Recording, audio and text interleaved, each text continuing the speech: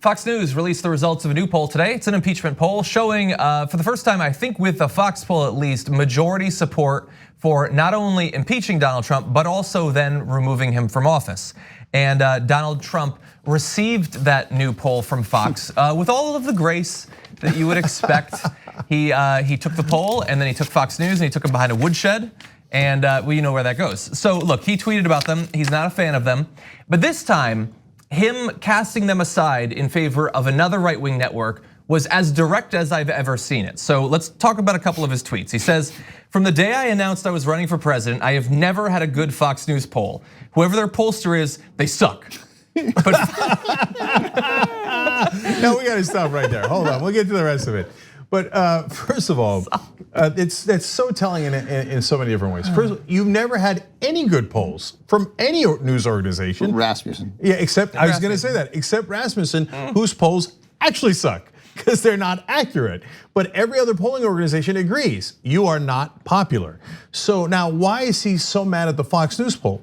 Because it's not just because he's unintelligent. I know that's my go-to explanation and right 99% of the time. And still true here, he really doesn't understand what a poll is.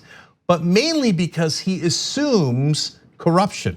He does projections, so he thinks, why aren't they rigging the poll? Why is Fox News being so mean to me? Their pollster sucks because he's agreeing with all the other pollsters, when in reality, if he was doing his job right, he'd rig the poll so I look good. Yeah, if he's saying this pollster's bad and then tweets out Breitbart polls that show him with 97% approval, it's 98. Not polling accuracy that he's really concerned about there. Yes. But let's continue with the tweet. But Fox News is also much different than it used to be in the good old days. With people like Andrew Napolitano, who wanted to be a Supreme Court justice, and I turned him down. He's been terrible ever since. Shep Smith and Donna Brazile, who gave crooked Hillary the debate questions and got fired from CNN, and others. Fox News doesn't deliver for us anymore. It is so different that it used to be, oh, well, I'm president. Yeah. Also, let's remind ourselves that he is president, and he writes things like, their pollster sucks. Yeah. Oh, well, oh yeah, I'm still president. Yeah. Whoever their pollster is, they suck. So like I said though, really fast, it's very direct. It's get rid of Fox News and then, well, what should we watch instead? I'd recommend the Dark Crystal prequel series on Netflix, very good. I've been trying to get Ben to watch it. He has a different idea. He tweeted almost immediately after that one, "Thank you to OANN, One American News, for your fair coverage and brilliant reporting. It is appreciated by many people trying so hard to find a new, consistent, and powerful voice. See you tonight at the big, you can just watch The Voice. See you tonight at the big rally in Minneapolis." And somebody was watching this exchange and noted it. It is someone who is known for fairness and brilliant reporting. OANN turned their entire front page into Donald Trump loves them. It's not only the headline there, but you can also see it's their trending topic. That's how most journalists behave. Sort of, yeah. When people say that they're when a politician, when the powerful thank them for their coverage, they're always like, "Oh, sure, that's great. Let's brag about that. Let's put that and speak us. That'll be our headline tomorrow morning." Yep. So I think there are a couple things that are worth mentioning real quick. First of all, Andrew Napolitano, when I guess it was last week, and again, this would be one of the things that you could say when Mitt Romney said something publicly regarding the Kurds, which we'll get to, and like Lindsey Graham, when Napolitano said that Trump had confessed to a crime at the point where he said he admitted encouraging the Ukrainians to look into Joe Biden and his son. That's a stunning moment. Like maybe it was because Napolitano tried to get on, Napolitano had told his friends, Politico reported that Napolitano had told friends that he was on the short list back in 2017. And so maybe he's bitter, I don't know, but still having the most prominent legal analyst at Fox News suggests that the president had just committed a serious crime was a significant moment. Then the story that broke today, reading from the New York Times today, is that it turns out that last night, Wednesday night, William Barr met privately with Rupert Murdoch.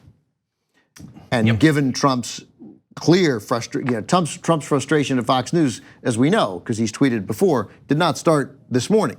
So I imagine what William Barr was saying, hey, we're going through this difficult impeachment inquiry and we desperately need spun coverage in our favor. I mean, I don't think we need to interpret what likely happened there.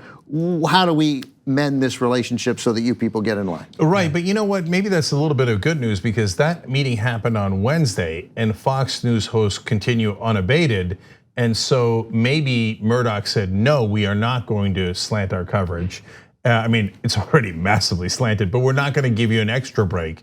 And that's why Trump might be even more furious today. Yeah. Maybe, my hunch is he can't restrain himself that today was the day. But it's true, the poll didn't come out today, right? Isn't the impeachment poll? It came out yesterday. Yesterday, so, but I mean, so the poll came out yesterday, the meeting was last night, and yet he's tweeting about it today. It would suggest that whatever came out of that meeting, unless it was just a friendly meeting among friends and they didn't talk politics. And it didn't work. It didn't work, that's right. Yeah. So you were sort of jokingly saying like, this is totally what a serious news organization would do. I mean, I think rational people would look at like, if a news organization is getting praised by a politician, then probably they're not being as critical as maybe they should be.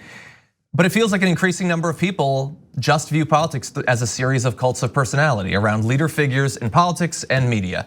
And especially when it comes to people like Donald Trump, I had author Jason Stanley on, who literally wrote a book of how fascism works. He looks at it entirely through the lens of loyalty to the leader.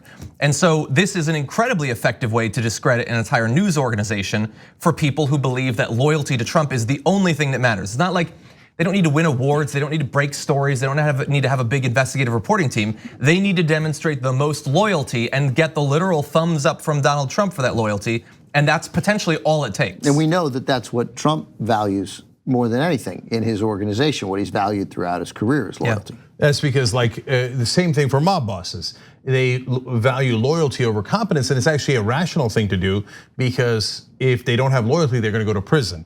If the bank robber is not as competent, they'll live, right? So, and Trump being a lifelong criminal values loyalty more than competence. That's why he has the most incompetent administration anybody's ever seen. But they're loyal. But they're loyal until he fires them, until he throws them under a bus, et cetera. But two more things about Fox that are important.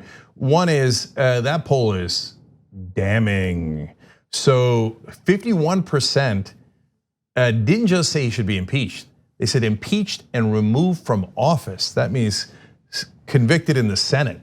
Now, when a majority of the country's there, now, by the way, that also justifies exactly what we've been saying all along. All you do was start impeachment proceedings.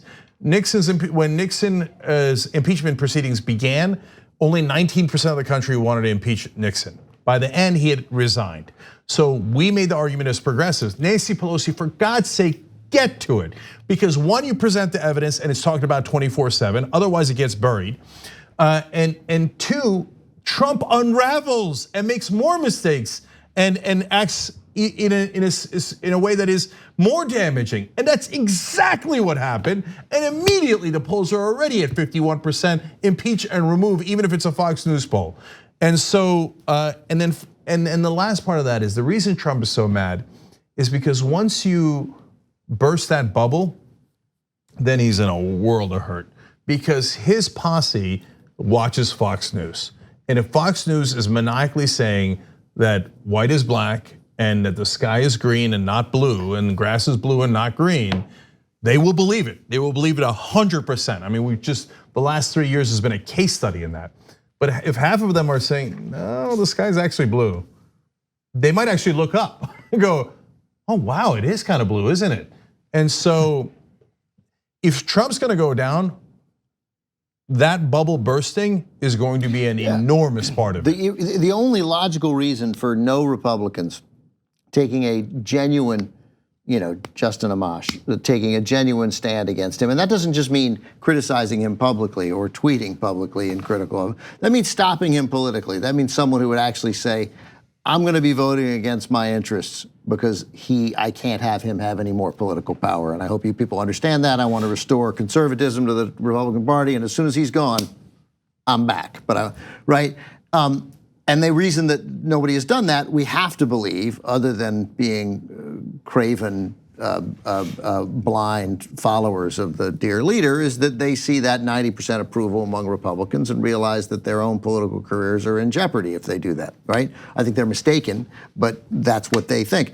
But that number doesn't have to drop from 90 to 50. That number just has to drop to 75, 73, 72 for them to think, okay, there's wiggle room. If we lost 18%, 18 more will come. Thanks for watching The Young Turks, really appreciate it. Another way to show support is through YouTube memberships.